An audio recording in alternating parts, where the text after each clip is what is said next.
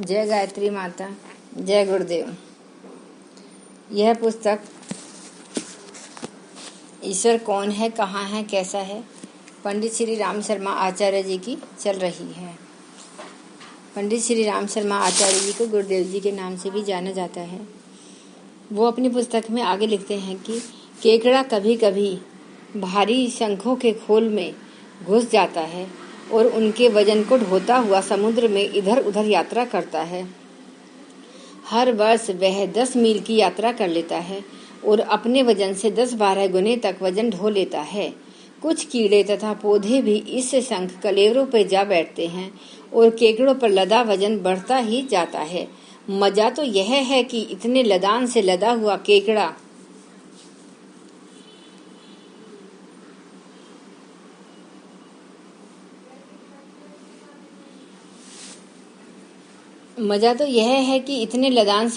केकड़ा समुद्र तट के पेड़ों पर चढ़कर घोंसलों से चिड़ियों के अंडे चुराने में भी नहीं चूकता। वृक्षों पर रहने वाला ऑस्ट्रेलिया का टेडी बियर अपनी पीठ पर आधे दर्जन बच्चे लादे फिरता है और चढ़ने उतरने में ऐसी सावधानी बरतता है कि कोई बच्चा गिरने न जा पाए। अमेरिका के ओपाए चूहों के 8-10 बच्चे अपनी माँ की पीठ पर लदे फिरते हैं। यह बच्चे इतने चतुर होते हैं कि अपनी पूंछ माता की पूंछ से लपेटकर जंजीर से बना देते हैं और गिरने के खतरे से बचकर सवारी का आनंद लेते हैं। सवारी शरीर के अनुपात से शरीर में सर्वाधिक शक्तिशाली चिड़िया हमिंग बर्ड मैक्सिको खाड़ी और पनामा नहरों के तटों पर पाई जाती है, जिसकी जिजविषकाय परायणता देखते ही बनती है। शरीर की लंबाई 3 इंच किंतु चोंच 5 इंच की। यह इतनी पेटू होती है कि निरंतर खाते रहते बिना उसे चैन ही नहीं पड़ता। अपने शरीर के वजन से वह 3 गुना आहार एक दिन में करती है। इस आहार को जुटाने में इसे अत्यंत व्यस्त और सक्रिय रहना पड़ता है।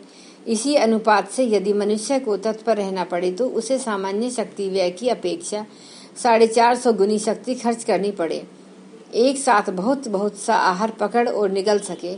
इसी सुविधा के लिए प्रकृति ने इसे इतनी लंबी चोंच दी है।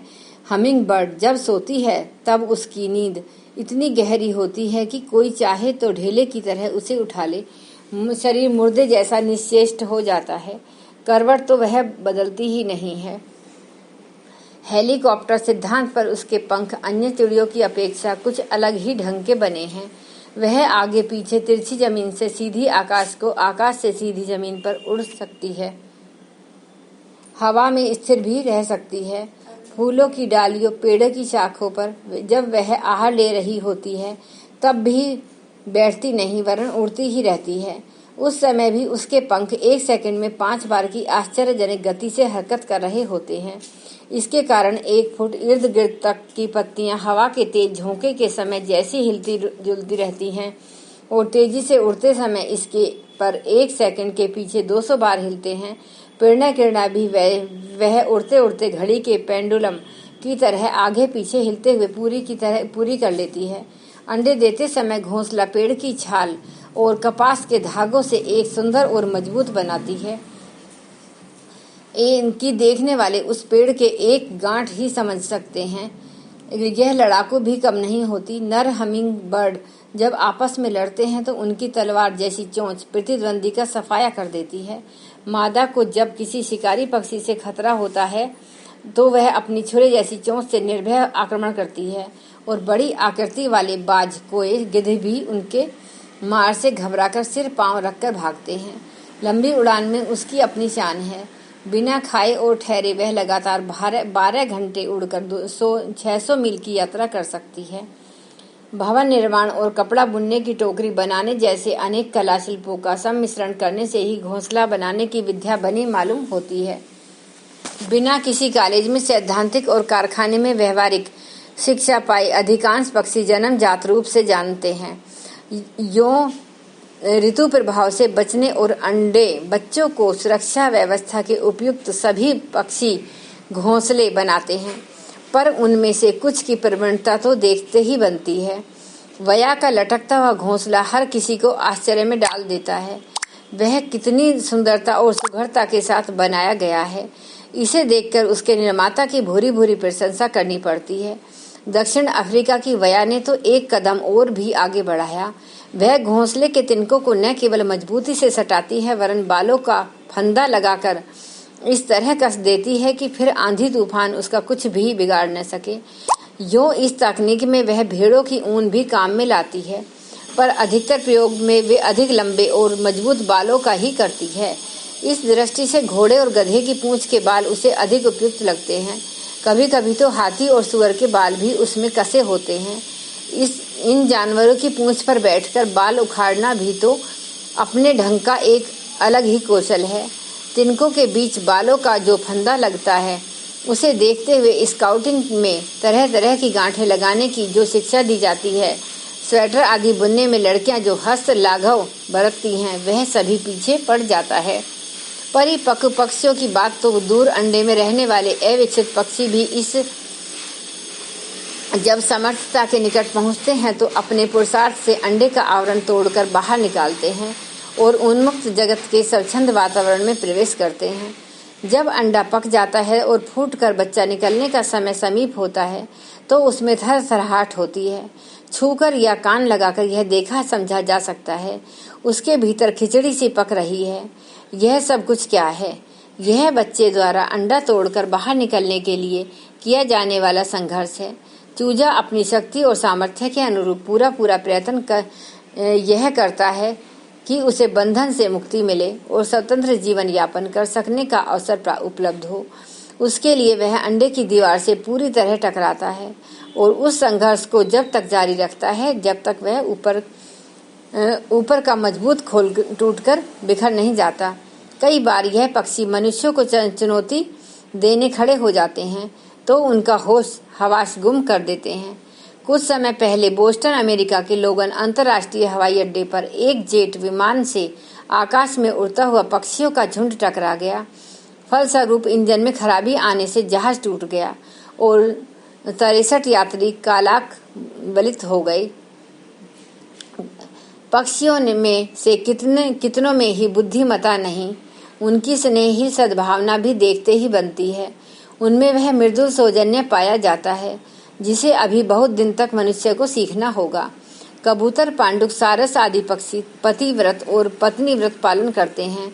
वे एक बार प्रेम संबंध स्थापित कर लेने के बाद उसे वफादारी के साथ आजीवन निभाते हैं। टिटहरी समुद्र के निर्जन तटों पर अंडे देती है। वे मिलजुल कर अंडे सेती हैं, अपने वीराने का भेदभाव किए बिना सेती हैं। कोई मादा चारे की तलाश में उड़ जाए तो कोई दूसरी उसका स्थान ग्रहण कर लेगी। इसी प्रकार मिलजुल कर अंडे बच्चों की साज संभाल में उन्हें बहुत सुविधा रहती है। घोंसला बनाने, अंडे सेने से लेकर बच्चों के पालन पोषण तक का सारा काम नर मादा मिलजुल कर पूरा करते हैं। परिणय की परिणित, दाम्पत्य सहयोग और शिशु पालन में भागीदारी रहने तक के उत्तरदायित्व को नर भली प्रकार समझता है और उसे भली प्रकार निर्वाहिता भी है। बच्चे पानी में तैरने से डरते हैं। इस भय से छुटकारा दिलाने के लिए पेंगुइन उन्हें बलपूर्वक पानी में धकेलती है और तैरने की कला सिखाती है। प्राय 2-3 महीने में बच्चे तैरने की ट्रेनिंग पूरी कर पाते हैं। गरुड़ शावक भारी होता है, इसलिए उसे घोंसले से नीचे उतरने और उड़ने का साहस करने में डर लगता है। माता उसे खतरे का सामना करने की शिक्षा देती है और धकेलकर घोंसले से नीचे गिरा देती है। साथ ही यह ध्यान भी रखती है कि कहीं विपत्ति में न फंस जाए, इसलिए नीचे गिरकर जमीन से टकराने से पूर्व ही उसे अपनी पीठ पर ले लेती है और उड़कर उसे फिर घोंसले में ले आती है। यह शिक्षण क्रम तब तक चलता ही रहता है जब तक बच्चा स्वावलंबी होकर स्वतंत्र रूप से उड़ना नहीं सीख जाता। शिकार पकड़ने के लिए मादा को ही शिक्षा देनी पड़ती है। घायल शिकार को वह बच्चों से कुछ दूर छोड़ जाती है और फिर अलग बैठकर बच्चों को आखेट कौशल विकसित करने का अवसर देती है। कर्तव्य, उत्तरदायित्व, सहयोग और सद्भाव की दृष्टि से भी पक्षियों की दुनिया मनुष्य से भी पीछे नहीं है। उन्हें अपनी आवश्यकता अनुसार ऐसी समर्थता तो उपलब्ध ही है जिसके लिए मनुष्य उनसे ईर्ष्या ही करता है। गर्भ न कीजो कोय। घर की दादी और पिता दादा का काम छोटे बच्चों को खिलाना होता है, इस बंटवारे का कारण उनकी बेकारी नहीं, वात्सल्य भाव की प्रबलता मानी जाती है। अपने बच्चे बहुत प्यारे लगते हैं, पर जब बच्चे का बच्चा तो और भी प्रियतर होता है। यदि यह बात मनुष्य जाति की एक विशेषता है, तो जंगल में पाए जाने वाले खरगोश को भी मनुष्य से कम नहीं मानना चाहिए, क्योंकि वह भी अपने बच्चों को मनुष्य से अधिक ही प्यार करता है। प्रसिद्ध जीव विशेषज्ञ डॉक्टर डी विकेल ने लंबे समय तक खरगोशों के सामाजिक जीवन का अध्ययन किया और लिखा है कि खरगोशों में बहुत अधिक मानवीय गुण होते हैं। उनमें कुछ तो थोड़ी सी बात पर नाराज हो जाने वाले दंभी प्रकृति के होते हैं, तो कुछ शांत और सहनशील। उनमें परस्पर मैत्री का आधार गुणों की समानता होती है और इसका परिचय वे कुछ ही समय साथ साथ रहने में पा लेते हैं। बूढ़े खरगोश बच्चों को बड़े प्यार से रखते हैं। उनकी देखभाल से लेकर खेल में प्रशिक्षित करने की जिम्मेदारी भी उन्हीं की होती है। खेलना खरगोशों के लिए अनिवार्य होता है। वे कई बार खेलते समय इतने मस्त हो जाते हैं कि लोमड़ियों को भी सजातीय खरगोश मानकर उन्हीं के साथ क्रीड़ा करने लगते हैं। संभवतः उनकी इस प्रकृति का वरदान उन्हें आजीवन आरोग्य के रूप में मिला है। खरगोशों के इस नैसर्गिक गुण से मनुष्य जाति भी शिक्षा ले सकती है। क्रियाशील और क्रीड़ाशील जीवन का आज जो धन रोगों की रोकथाम चिकित्सा में फूंका जा रहा है, उसका आधा भाग भी देश में गांव-गांव खेल की अनिवार्यता व्यवस्था में लगा दिया जाता तो वह 100 अस्पतालों से बढ़कर काम करता। जय गुरुदेव। आपको यह पुस्तक मैं पंडित श्री राम शर्मा आचार्य जी की सुना रही हूँ। पंडित श्री राम शर्मा आचार्य जी हरिद्वार में स्थित शांति कुंज के संस्थापक हैं। ये शांति कुंज गायत्री तीर्थ के नाम से जाना जाता है। यहाँ गायत्री मंत्र का हवन प्रतिदिन चलते हैं और यहाँ पर सारी ही शिक्षा बहुत अच्छी दी जाती है। लोगों में जो भेदभाव है उसको ख़त्म किया जाता है।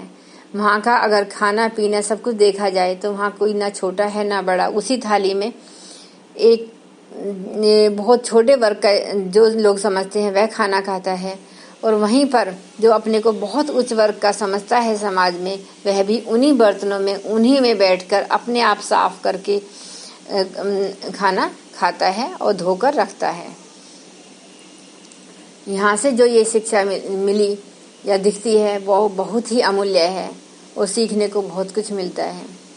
इसलिए मेरा आप सभी लोगों से यह अनुरोध है कि आप यह पुस्तक जन जन तक पहुँचाएं। जय माता जी की। अब एक बार गायत्री मंत्र का उच्चारण करते हैं। ओम भूर्भुवः स्वः तत्सवितुर्वरेण्यं